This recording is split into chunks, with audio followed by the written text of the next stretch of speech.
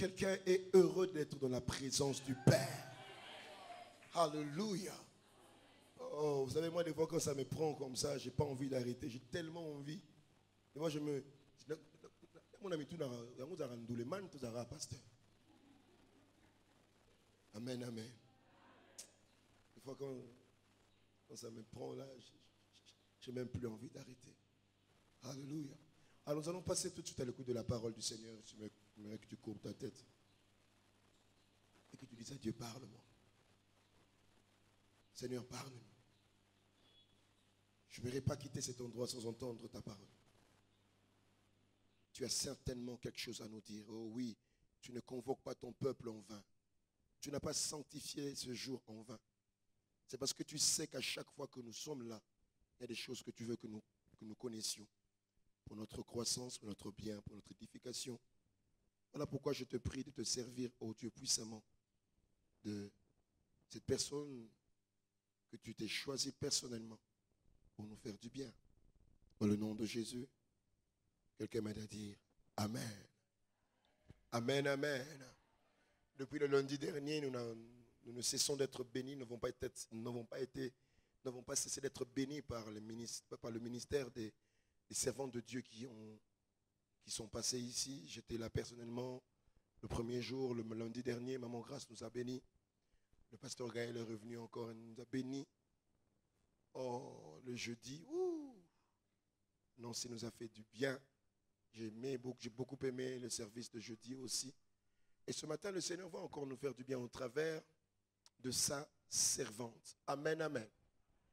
Alors, je ne vais pas faire beaucoup de commentaires. Celle qui va prêcher aujourd'hui, c'est notre maman, mon épouse, Maman Grâce, alors qu'elle avance pour prêcher. Aidez-moi à acclamer le Seigneur.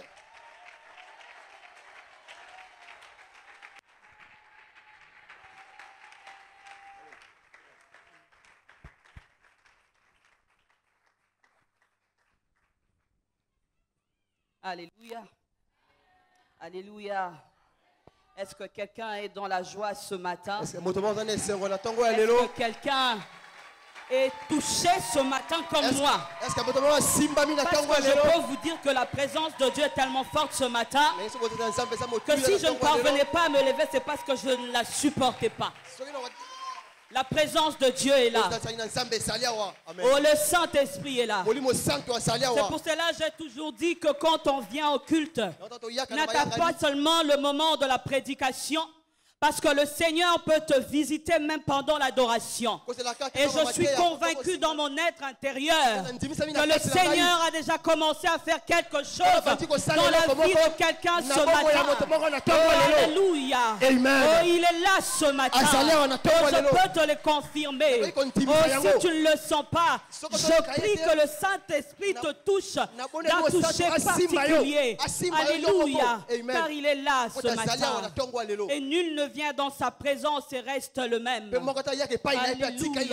Oh, acclame le Seigneur. Il est fidèle. Lui qui a renouvelé le souffle de vie. Lui qui t'a donné la bonne santé. Lui qui t'a emmené aujourd'hui pour entendre sa parole et pour passer du temps dans sa présence.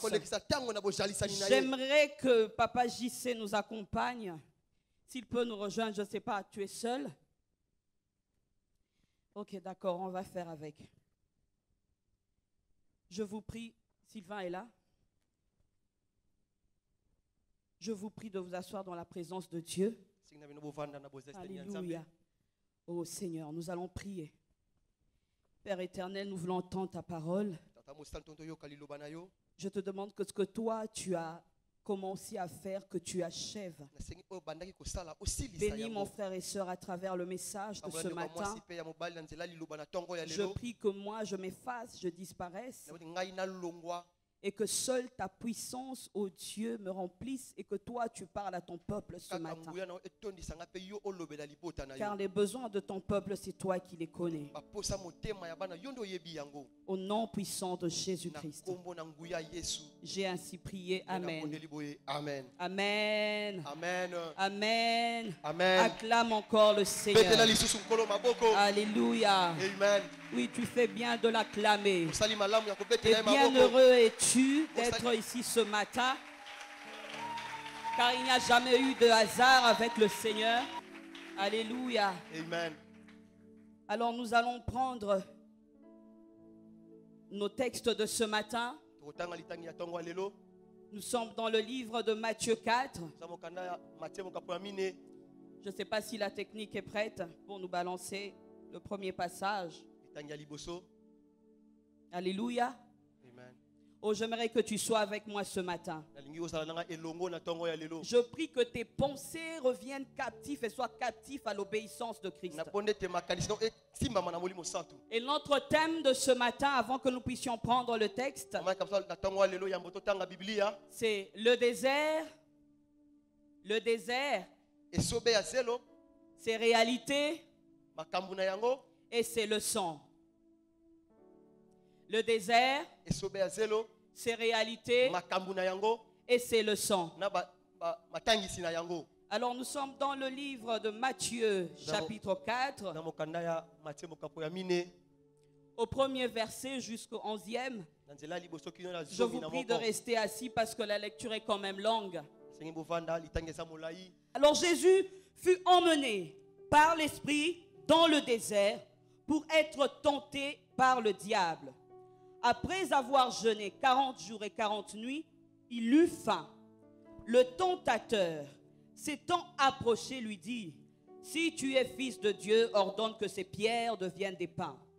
Jésus répondit: il est écrit, l'homme ne vivra pas de pain seulement, mais de toute parole qui sort de la bouche de Dieu.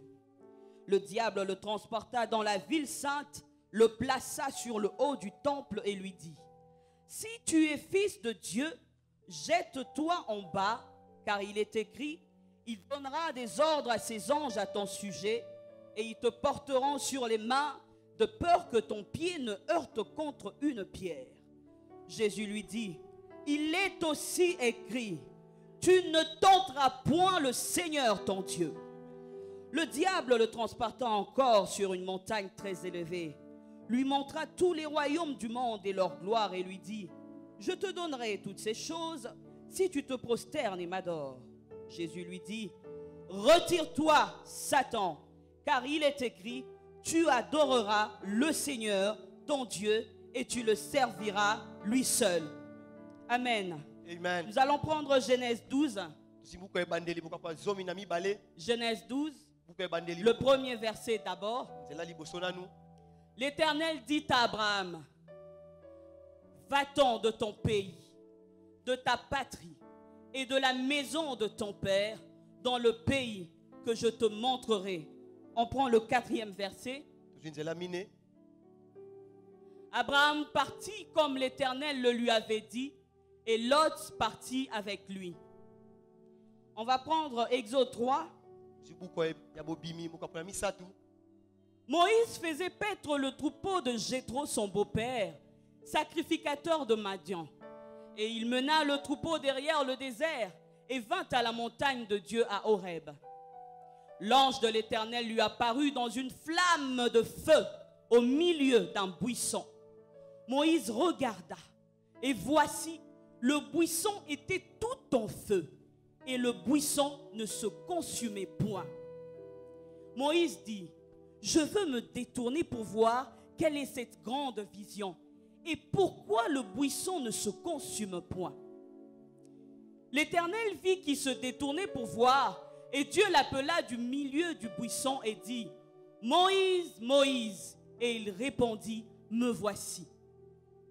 Dieu dit: n'approche pas d'ici, ôte tes souliers de tes pieds, car le lieu sur lequel tu te tiens est une terre sainte. Et il ajouta: je suis le Dieu de ton père, le Dieu d'Abraham, le Dieu d'Isaac et le Dieu de Jacob. Moïse se cacha le visage car il craignait de regarder Dieu. On va finir avec Exode 5. Hein? Moïse et Aaron se rendirent ensuite auprès de Pharaon et ils lui dirent: ainsi parle l'Éternel, le Dieu d'Israël. Laisse aller mon peuple pour qu'il célèbre au désert une fête en mon honneur. Nous acclamons pour la parole de Dieu.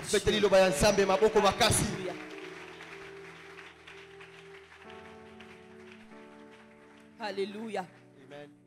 Si vous avez suivi attentivement la lecture, vous vous rendrez compte que nous sommes en train de parler du désert dans ces 4 passages. Le mot désert est revenu chaque fois dans les 4 passages. Et dans ces 3 passages, nous voyons que de manière implicite ou explicite, nous voyons de manière implicite ou explicite. Ça veut dire nous voyons de manière cachée ou clairement dit que le désert, le fait que les serviteurs de Dieu se soient rendus dans le désert était une initiative qui venait de Dieu. Si vous avez bien su, vous allez voir qu'à chaque fois, c'était Dieu. D'abord, nous avons vu au premier passage dans Matthieu où la parole dit que le Saint-Esprit emmena Jésus dans le désert. Nous voyons encore là où Moïse, lorsqu'il va demander à ce que Pharaon libère le peuple de Dieu, que l'Éternel avait donné un ordre, celui qu'on laisse aller son peuple dans le désert afin qu'il puisse l'adorer. Alors, que signifie le désert? C'est la question qu'on peut se poser ce matin. Que signifie le mot désert? Comme nous le savons tous, le désert est un lieu inhabité. J'aime la définition de Larousse qui dit que c'est la densité de la population est très faible à cause du climat.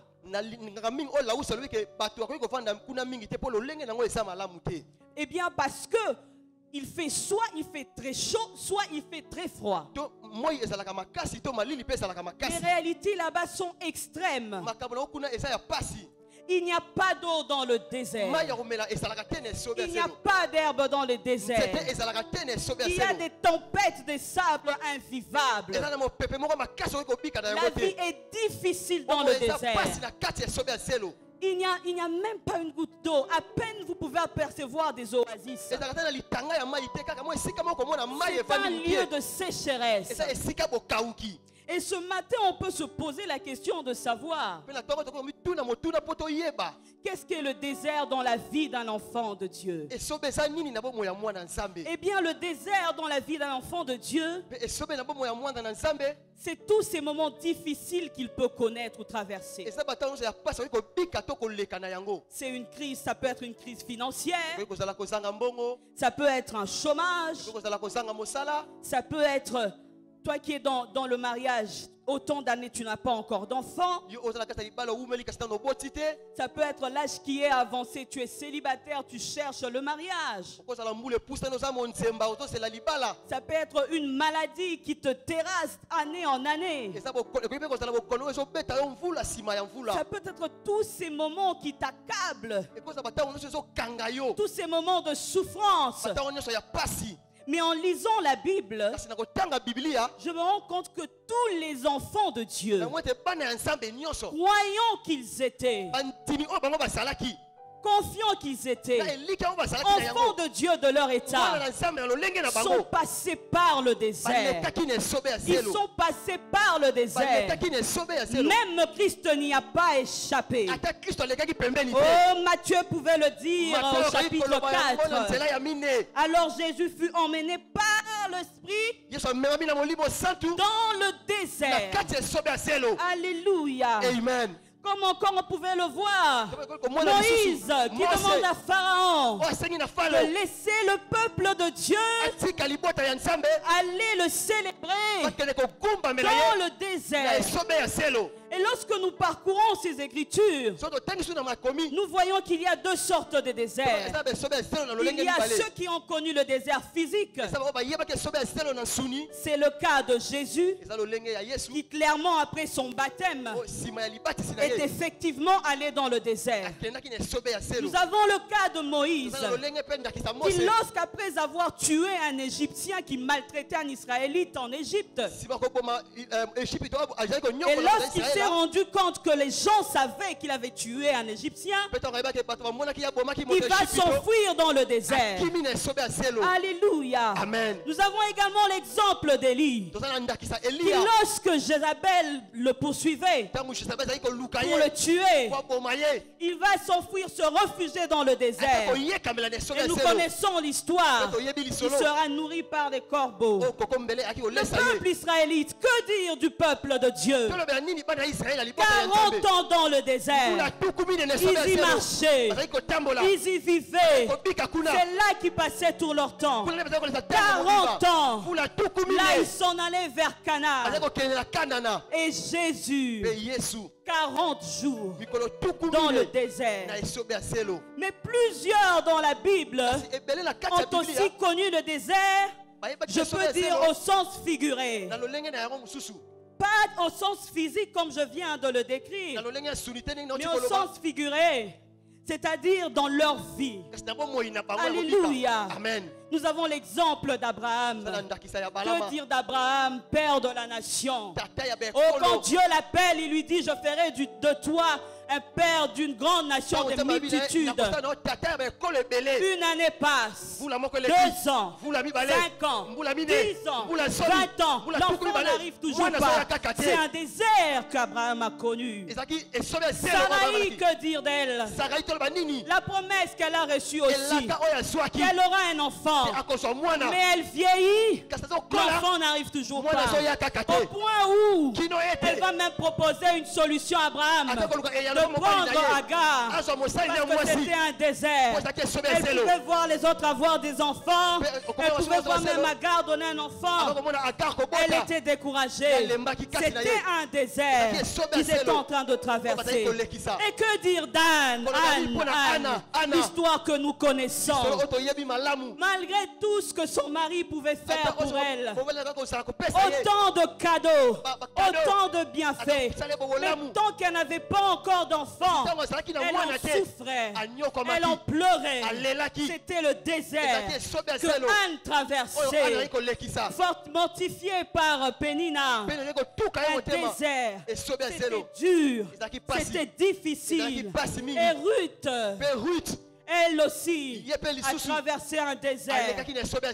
Pas de mari, plus de mari. Elle va perdre son mari. Avec lui, elle n'a même pas eu d'enfant. Oh, que c'était dur pour elle. Que c'était difficile. Alléluia. Amen. Et aujourd'hui, sans doute, tu traverses un désert. Tu es dans l'attente d'un boulot. Tu es dans l'attente d'un mariage. J'aimerais que la situation change. J'ai aussi dit une maladie qui te terrasse pendant plusieurs années. Tu vas chez les médecins, pas de solution. Tu changes d'hôpital, toujours rien. Tu n'as toujours pas d'enfant malgré les promesses que Dieu t'a données. C'est le désert que tu traverses. J'ai aussi connu le désert. Je suis passé aussi par le désert. Vous êtes là des années. Vous vous levez au petit matin, vous n'avez plus que $10. Il faut manger. Les enfants doivent aller à l'école, mais tu ne sais quoi faire. J'ai connu aussi le désert. Mais alors on peut se poser la question de savoir pourquoi Dieu permet le désert dans la vie de ses enfants. Oh, bienveillant Dieu qu'il est, pourquoi il permet le désert dans la vie de ceux qui lui ont donné leur vie? Pourquoi il permet ce moment difficile? On peut se poser la question, mais Dieu, À toi, rien n'est impossible. Pourquoi cette situation dure?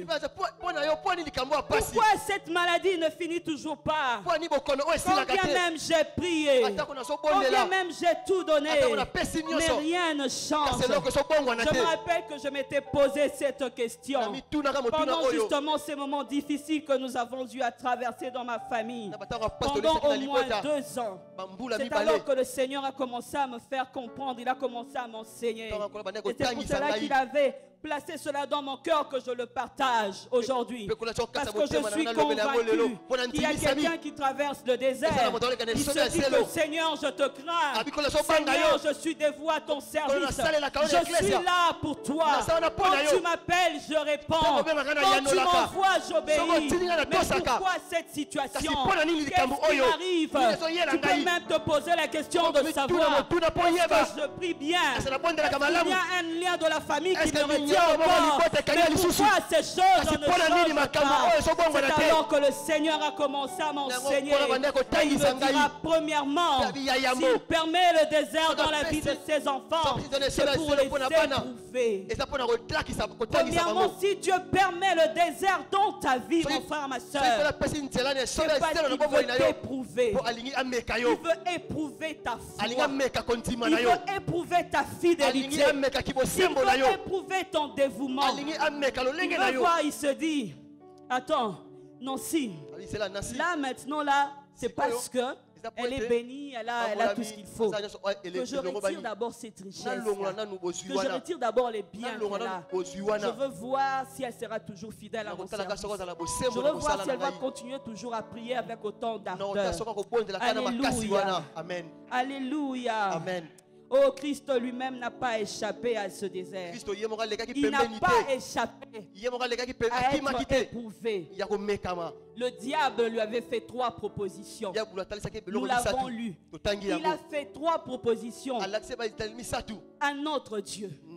Tout puissant qu'il était, il s'est laissé éprouver par le diable. Oh, quelle leçon que Christ veut nous donner ce matin. Christ eut faim. Le diable vient, le moment propice. Il vient lui proposer. Il lui dit, mais toi tu es Dieu. Rien n'était impossible. Prends cette pierre, transforme-la en pain. Comme pour dire que toi c'est rien pour toi. Tu peux le faire. Pourquoi tu vas rester affamé comme ça pendant 40 jours? Et vas-y, change cette pierre en pain. Et Christ va répondre que l'homme ne vivra pas seulement de pain, mais de toute parole qui sort de la bouche de Dieu. Alléluia. Amen. Oh, deuxième tentation. Le diable va tenter le Seigneur. Il va lui dire, il est écrit que si tu te jettes, les anges vont accourir vers toi pour te porter, de peur que ton pied ne heurte. En effet, il pouvait le faire. Mais est-ce qu'il avait besoin de le prouver au diable? Et d'ailleurs, moi j'ai toujours dit, c'est le sang. Christ nous les montre. Pour nous, c'est fidèle. Pour nous qui l'avons accepté. Il pouvait accepter de réagir ainsi pour nous faire comprendre qu'il est important que nous passions par là. Et lorsque le diable va le tenter, Jésus va refuser. Il ne va pas s'arrêter là. Il va persévérer. Il aura même l'audace de dire au Créateur, prosterne-toi devant moi, je te donnerai toute cette richesse. Oublions que le Créateur des cieux et de la terre, de tout ce qu'il y a, c'est lui-même. Et alors là, le Seigneur va le reprendre. Éloigne-toi de moi, Satan. Et il va le chasser. Alléluia. Amen. Quelle est ta réaction quand le diable vient te tenter quand tu es dans le désert? Je te pose la question ce soir. Le Seigneur te pose la question ce soir. Quelle est ta réaction quand il y a une proposition qui vient pendant que tout ne va pas bien? Comment tu réagis? Est-ce que tu réponds en t'appuyant sur la parole de Dieu? Ou est-ce que tu regardes, tu dis Nazoko kananga lisusu te tika kaka na ndima? Quelle est ta réaction? Oh, j'aimerais te dire ce matin, c'est possible que tu puisses vaincre ces moments. C'est possible que tu en sortes vainqueur. Alléluia. Amen. Comme Christ, c'est possible que tu puisses sortir vainqueur de cette épreuve. Est-ce qu'il y a quelqu'un qui le porte ce matin? Est-ce qu'il y a quelqu'un qui le comprend ce matin? C'est possible que tu puisses vaincre cette épreuve. Regardez le premier Adam avait succombé à la proposition du serpent dans le jardin d'Éden. Mais j'aimerais te dire ce matin, puisque toi tu as Christ en toi, lui qui était revêtu, qui avait la capacité du Saint-Esprit, qui lui avait donné la force de chasser le diable et de ne pas succomber à ses propositions. Je te rappelle ce matin que le Saint-Esprit est en toi. Dès le jour où tu l'avais reçu dans ta vie comme Seigneur, le Saint-Esprit est descendu en toi et il t'a donné la capacité. J'aimerais revenir sur ce sujet. Je dis que si le premier Adam avait succombé au jardin d'Éden à la proposition du serpent, toi tu ne succomberas pas. Tu sais pourquoi? Parce que tu as la capacité, la puissance de celui qui avait ressuscité Christ. Et c'est cette puissance qui t'accompagne. Il avait dit qu'il sera avec toi. Ce ne sont pas de fausses promesses. J'aimerais te rappeler ce matin que le Saint-Esprit est avec toi. Il a toujours été avec toi. Ses propositions, il les voit. Ce moment de désert, il connaît. C'est lui qui t'y a emmené. Il sait le pourquoi. Acclame le Seigneur. Alléluia. Amen.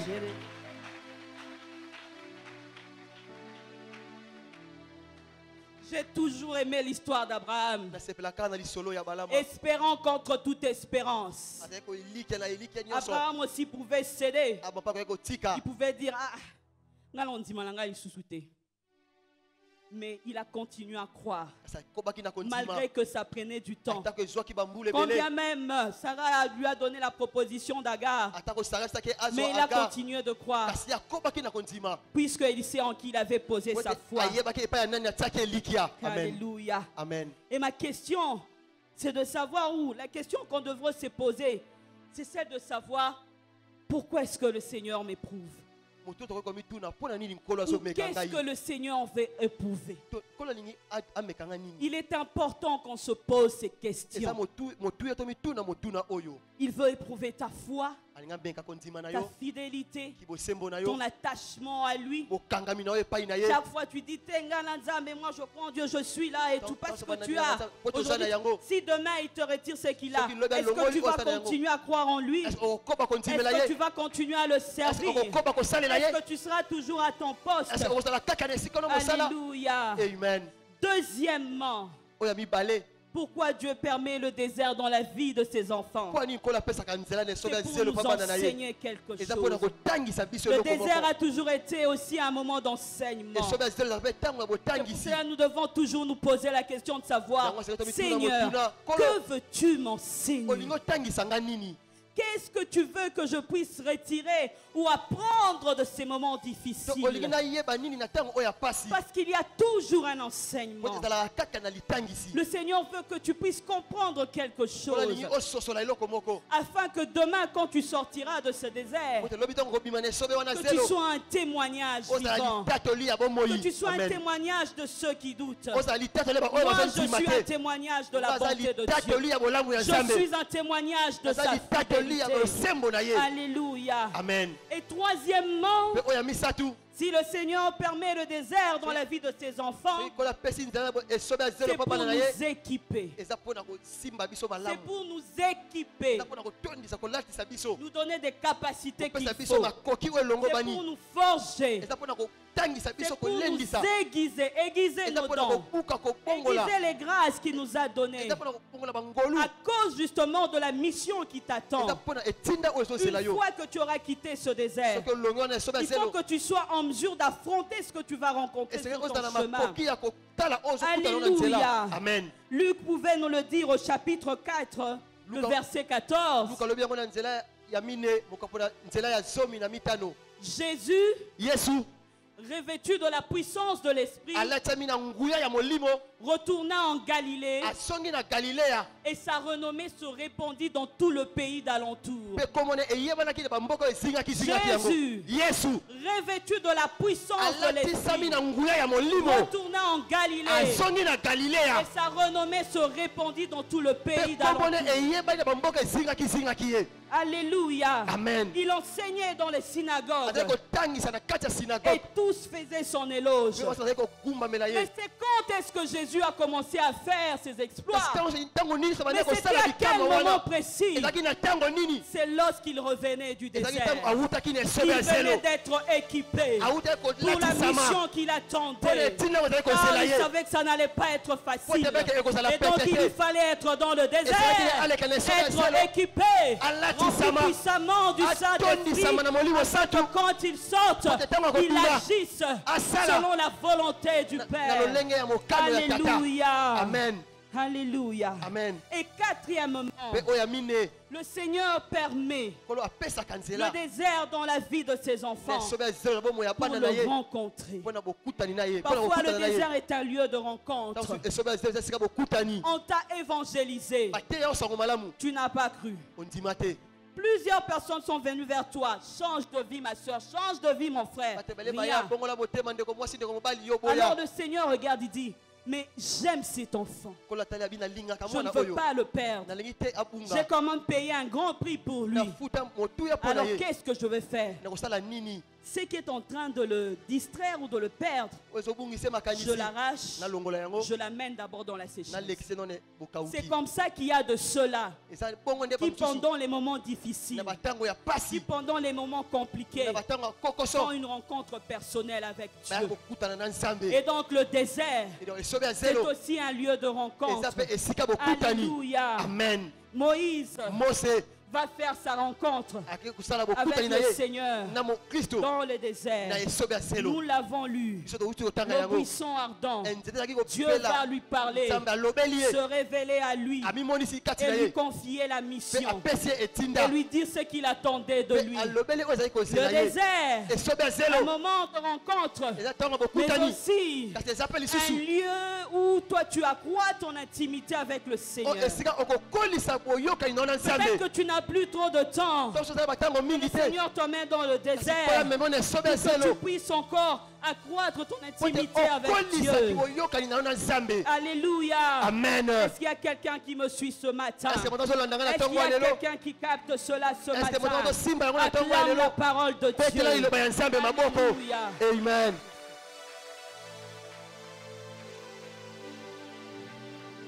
Alors lorsque j'ai réalisé tout ceci, le Seigneur m'a fait comprendre qu'il y a donc une attitude qu'il faut bannir quand on est pendant les murmures. Puisqu'on a compris que le désert c'est Dieu qui le veut, pas pour nous faire du mal, mais pour soit nous fortifier, soit nous aiguiser, soit faire une rencontre avec lui. Eh bien, il y a une attitude qu'il faut bannir. Ce sont les murmures. Oh, Dieu n'aime pas les murmures. Est-ce que quelqu'un me suit ce matin? J'aimerais te dire que Dieu n'aime pas les murmures. Parce que la situation dans laquelle tu es, il le connaît très bien. Il la connaît très bien. C'est lui qui a permis. Et il sait le pourquoi. Alors ce matin, Dieu te demande d'arrêter de murmurer. D'arrêter de murmurer. Parce que tant que tu murmures, le désert s'allonge. Tant que tu ne comprends pas le pourquoi de ce désert, il prendra du temps. Alors l'attitude que le Seigneur te demande d'avoir, c'est une attitude de maturité. Il veut que tu arrêtes de murmurer. Parce que c'est lui qui permet ces instants. Alléluia. Est-ce que quelqu'un me comprend ce matin? Parce que les murmures traduisent un manque de confiance. C'est comme si tu n'as pas confiance en Dieu. C'est comme si tu le minimisais. C'est comme si tu le diminuais. Mais pourtant, il sait très bien ce que tu traverses. Et d'ailleurs, j'aimerais te rappeler que si aujourd'hui tu es là et que tu tiens bon, ce n'est pas par ta force, ce n'est pas par ta volonté, mais c'est par l'Esprit de Dieu. C'est parce qu'il est là. Il avait dit que les temps seront difficiles. Il n'a jamais dit que ça sera facile avec lui dans sa marche. Ça sera difficile. Mais une chose qui nous a dit, qu'il ne nous abandonnera jamais. Oh, tu seras toujours là avec nous. Il nous a fait cette promesse. Moi, je sais qu'il n'est pas un homme pour mentir, ni un fils d'homme pour se repentir. Donc, s'il dit qu'il est avec toi, il dit qu'il va te bénir, s'il t'a donné ses promesses, c'est parce que ces promesses doivent prendre corps. Mais il veut que tu prennes conscience d'abord de ta relation avec lui. Il veut d'abord se rassurer que quand je vais te bénir, tu ne vas pas t'attacher à ma bénédiction, mais tu me resteras fidèle en moi qui t'ai béni. Oh, alléluia. Alléluia. Est-ce que quelqu'un comprend cela ce matin?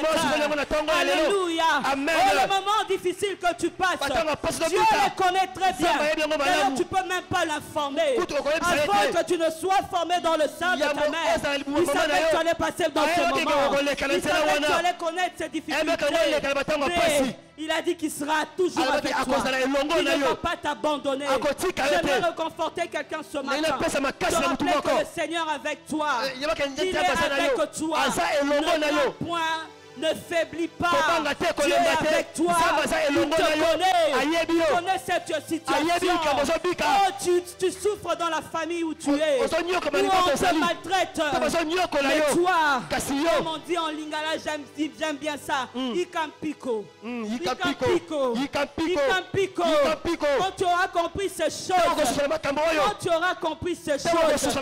je vais te dire que ce désert prendra fin. Je vais te rappeler que le désert a une fin. Que toute chose a une fin. Que toute chose a une fin. Car il faut bien que ces promesses s'accomplissent afin que l'on sache qu'il est Dieu. Quel témoignage est-ce que tu donneras au monde si tu ne passes pas dans ces études? Quel témoignage tu vas donner? Quel réconfort tu vas donner? Et donc j'ai compris que c'était des moments importants. Et que si Dieu les permet, c'est pour un but. Amen. Tu auras un bon témoignage à donner. Amen. Amen. Amen. Acclame pour le Seigneur. Alléluia. Oui. J'aimerais te dire que tu ne sois pas comme le peuple israélite dans le désert. Après tout ce que Dieu avait fait pour eux. Il y a des fois, mes frères et sœurs, nous devons réaliser ce que nous lisons. Ils traversaient la mer Rouge, s'il vous plaît. Donc la mer divisée en deux. D'un côté, il voit l'eau. De l'autre côté, il voit l'eau. Le jour où je suivis un film par rapport à ça, la sortie d'Égypte, je m'étais dit, mais Dieu, c'était incroyable. On voit même parfois, on voyait, je ne sais pas si c'était ça, je suppose que c'était ça, parce qu'on a dû certainement se rapprocher de la réalité. Des poissons qui étaient là en train de passer. Et les enfants qui passaient, qui regardaient les poissons. En pleine mer Rouge, ils traversaient une telle chose. N'oubliez après. Eh, mon frère, ma soeur, ne fais pas ça. N'oublie pas ce que Dieu a fait pour toi. Affamés qu'ils étaient dans le désert. Mais Dieu a commencé à faire tomber la manne. Quelque temps après, ils oublient ses bienfaits. Ils se mettent à murmurer, à reprocher même Moïse. Il fallait nous laisser mourir en Égypte. On était bien là-bas avant. Vous étiez bien là-bas. Pourquoi vous criez alors que Dieu vient de nous bénir? Murmure. Et ça, Dieu n'aime pas. Oh, j'aimerais réconforter quelqu'un. Lui dire que Dieu est avec toi. N'oublie pas les bienfaits de Dieu. Oh, j'aimerais te dire, comme David pouvait le dire, lorsqu'il traversait le désert, il a senti que son corps commençait à lui rappeler que c'est des moments difficiles. Mais il a refusé. Il a commencé à parler à mon âme. Il a dit, mon âme, loue l'Éternel. Et n'oublie aucun de ses bienfaits. il s'est rappelé la victoire qu'il a eue dans le désert, la victoire qu'il a eue sans Goliath, les exploits que le Seigneur avait fait avec lui, remportant les victoires d'une nation à une autre. Oh, j'ai toujours aimé cet homme. Oh, David. Alléluia. J'ai toujours aimé cet homme. Il a refusé que sa chair puisse lui faire oublier les exploits que Dieu avait fait dans sa vie, les bienfaits que Dieu avait fait. Oh, j'aimerais te dire, s'il a fait une fois, il peut encore faire une seconde fois, il peut encore faire une troisième fois, il peut encore faire, car il est celui qui appelle les usances, les choses qui n'existent pas. Il est celui qui recrée. Oh, j'ai toujours aimé cette parole. Alléluia. Quand il fallait prophétiser sur ses eaux. Rappelle-moi encore le prophète. Ézéchiel. Alléluia. Il va dire à Ézéchiel, penses-tu que ces eaux peuvent reprendre vie? Oh, j'ai toujours aimé ce passage. C'est ce que je disais. Prenons le temps quand tu lis la parole. Imagine un peu. Mikuwa. Et Kauka des années et des années, mes chers amis. Mikuwa et Kauka. Mais Dieu pose la question à Ézéchiel. Penses-tu ou crois-tu que ces ossements peuvent revivre? J'ai toujours aimé la réponse. C'est comme s'il remettait au Créateur sa responsabilité de créateur. Il lui disait, mais c'est toi qui as créé. Donc tu peux recréer. Il répond simplement, Seigneur, tu le sais. Alléluia. Seigneur, tu le sais. Alléluia. Seigneur, tu le sais. Est-ce que cette situation peut prendre fin? Donne à Dieu cette réponse. Seigneur, tu le sais. Est-ce que cette situation peut changer? Est-ce que Dieu, tu peux mettre fin à ce qui me tourmente? Oh, réponds à Dieu, Seigneur, tu le sais. Oh, Seigneur, tu le sais. Oh, Seigneur, tu le sais. Tu le sais. Parce que c'est toi qui as permis. Et donc tu es capable de recréer. Car tu es El Shaddai. Tu es El Shaddai. Tu es El Shaddai. Le Dieu de toute possibilité. Le Dieu de toute possibilité. Alléluia. Amen. Et alors, quand Dieu a entendu cette belle réponse d'Ézéchiel,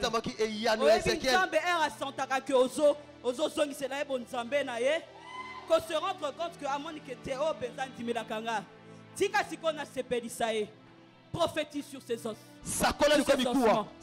Prophétise sur ses os. Ézéchiel a commencé à prophétiser. La chair est botami. Moussuni est botami. Makila et Bandio Tambola. Amen. Ah Seigneur, gloire à ton nom. Alléluia. Amen. Alléluia. Amen. Alléluia. Et ce matin, je prophétise sur ta situation qui n'a que trop duré. C'est la puissance du Saint-Esprit qui fait ressusciter Christ d'entre les morts. Commence à traverser ta situation que tu traverses et commence à la changer. Dans le nom de Jésus. Dans le nom de Jésus. Il est là ce matin. Oh, tu n'es pas venu en spectateur. Oh, tu n'es pas venu devant un homme. Mais tu peux te rappeler que tu es venu à un rendez-vous solennel. À celui qui ne convoque pas en vain, à celui qui ne rassemble pas en vain. Et donc ce matin, reçois la restauration de cette situation qui n'a que trop duré. Au nom de Jésus. Alléluia. Amen. Alléluia. Amen. Oh Seigneur. Merci Jésus. Alléluia. Merci Seigneur. Alléluia.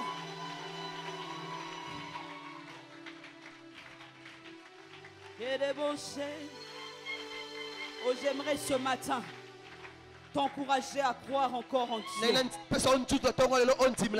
ta situation. Il connaît ce désert. Maintenant, change d'attitude. Puisque je suis convaincu que ce matin, il t'a parlé. Il t'a dit le pourquoi de cette situation. Maintenant, change d'attitude. Choisis de croire en lui. Choisis de persévérer. Choisis de continuer. La marche, elle est rude. La marche, elle est dure. Mais il est avec toi. Il ne t'abandonnera pas. Ce matin, il sèche tes larmes. Pour toi qui es en train de pleurer en ce moment, je peux sentir un cœur lourd. Je peux voir des larmes qui coulent sur le visage. Des larmes qui coulent sur les joues. Ce matin, le Seigneur vient ici. Il veut que tu sois un témoignage. Il veut que tu sois un témoignage. Que les gens qui doutent de ton Dieu, le Seigneur va te visiter. Sache que tu as un Dieu vivant. Amen. Sache que tu as un Dieu fidèle. Alléluia. Car ce qu'il a promis, il accomplira. Persévère. Persévère. Persévère. Il est avec toi. Il est avec toi. Il est avec toi. Nous sommes debout dans sa présence. Alléluia.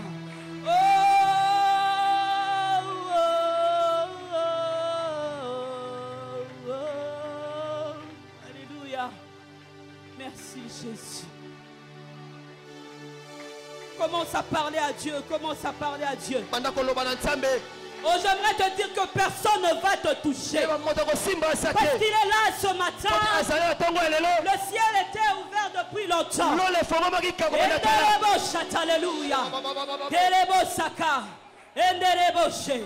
Il vient enlever les blessures. Alléluia. Il vient ôter cette plaie. Il vient te décharger de ce fardeau. Et il vient te dire persévère. Qu'il est avec toi. N'abandonne pas. Il t'appelle vaillant. Il t'appelle vaillant. Oui, tu es vaillant. Parce que si jusqu'à ce matin tu es là et que tu tiens bon, c'est parce que tu es un vaillant. J'aimerais te rappeler que Dieu t'aime. J'aimerais te rappeler que tu as du prix à ses yeux. J'aimerais te rappeler que tu as la valeur à ses yeux.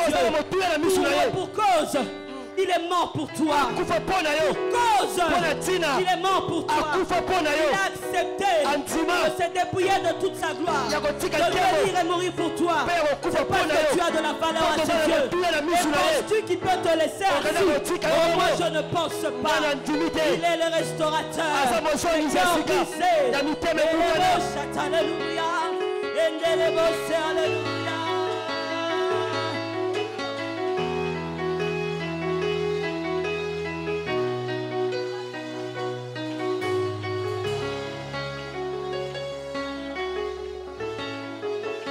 Prie. Il est là ce matin pour toi. Il est là ce matin pour toi.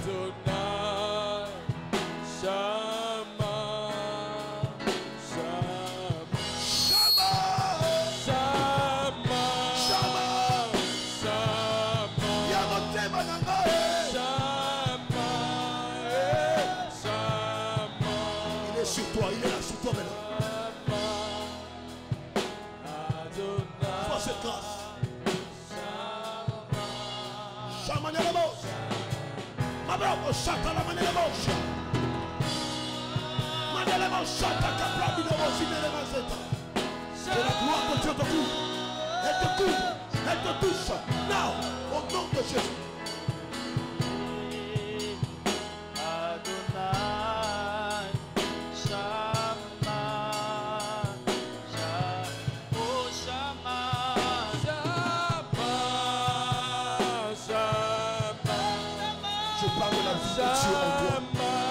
La vie de Dieu coule maintenant en toi.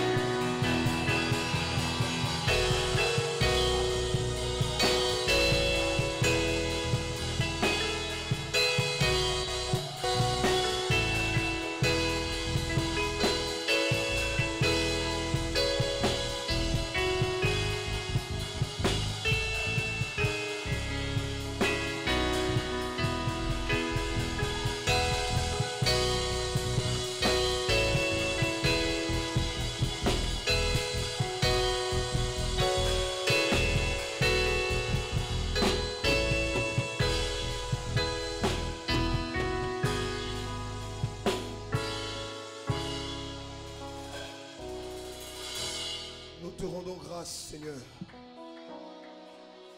Est-ce que quelqu'un peut m'aider à faire une chose? Kirby, viens. Kirby, viens devant.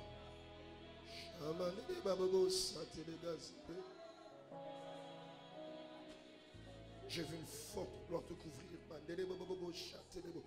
Lève les mains là où tu es. L'église, est-ce qu'on peut se tenir debout? On va faire quelque chose. On va pendant 1 minute se mettre à acclamer. Mais je vais vous... Attendez. Je peux vous rassurer d'une chose. Le bruit qui va se faire là, alors qu'on sera en train d'acclamer Dieu, va décanter beaucoup. Je le dis comme je l'entends. Alors qu'on sera en train d'acclamer, mais quel est les autres produire out? Ça va faire 2 choses. Ça va attirer les grâces du ciel, mais ça va également détruire les œuvres du ténèbre. Ainsi parle le Seigneur. Vos acclamations auront le même impact que ce qui s'est passé à Jéricho. Je vais compter jusqu'à 3.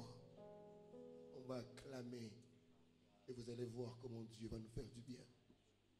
1, 2, 3, c'est parti.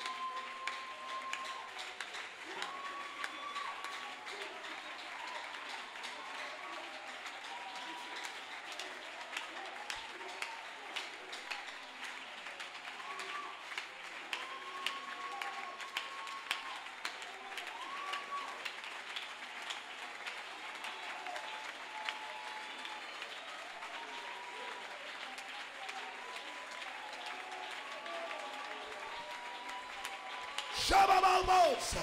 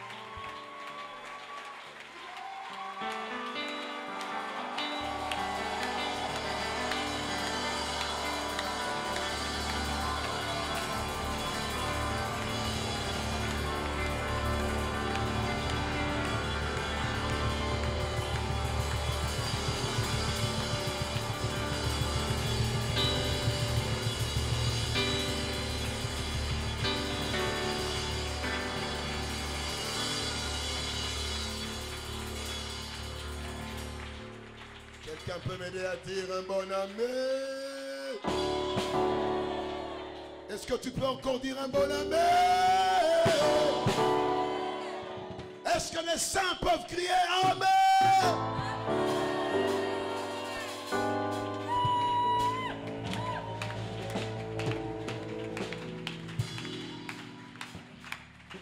Je peux vous rassurer une chose. Le Seigneur est très présent en ces lieux. Et tout ce qui est en train de se passer en ces lieux est Kokokisama. J'irai même plus loin. Tout ce que tu es en train de demander à Dieu en ces lieux, cela s'accomplit. Seigneur, nous te disons merci. Merci pour la vie de Maman Grâce. Merci pour sa vie. Merci pour ce puissant message. Honneur et gloire te reviennent. Dans le nom de Jésus. Quelqu'un m'aide à dire Amen.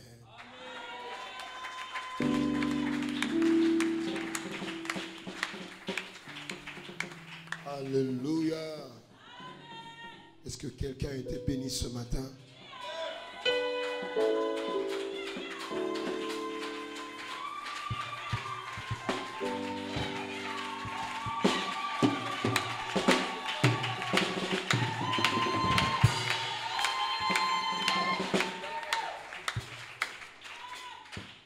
Amen, amen, amen. Que Dieu soit béni. Gaël, le cordon me chuchotait à l'oreille, il me dit, pasteur, pourquoi il n'y a pas de problème. On a pasteur Gaël, on a Maman Grâce, on a aussi les grâces qu'on doit découvrir. Même si je ne suis pas là,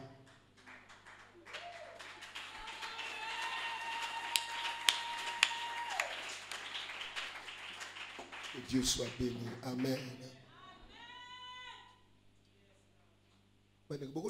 Bien intégré, ah, technique. Une photo d'ara, nous amène à l'ingablo. Amen. Ngolu sur Ngolu. Alléluia. Amen. Je bénis le Seigneur. Cette qualité d'enseignement, cette profondeur. Amen.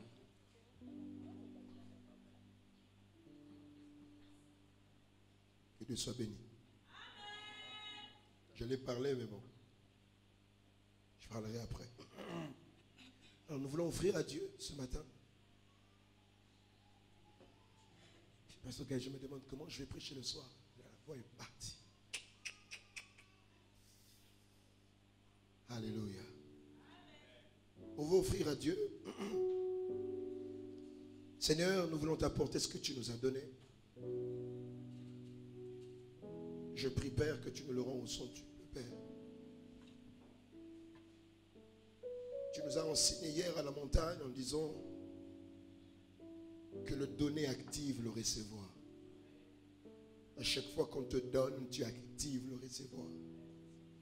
Agrée ces offrandes que nous t'apportons avec joie. Dans le nom de Jésus, quelqu'un m'aide à dire Amen. Alléluia. Il nous reste à peu près 7 minutes pour qu'on se sépare. Nous allons offrir à Dieu, c'est l'heure des offrandes. Nous allons procéder comme suit. Nous allons commencer par cette rangée. Cette rangée, il n'y a pas de problème. Tous ceux des étrangers, vous allez là. Mais cette rangée, les deux rangées, vous allez partager le même panier. On commencera par cette rangée. Après vous, viendra la deuxième rangée. Amen. Alléluia. Alors que la chorale nous conduit. Est-ce qu'on peut se tenir debout? On peut apporter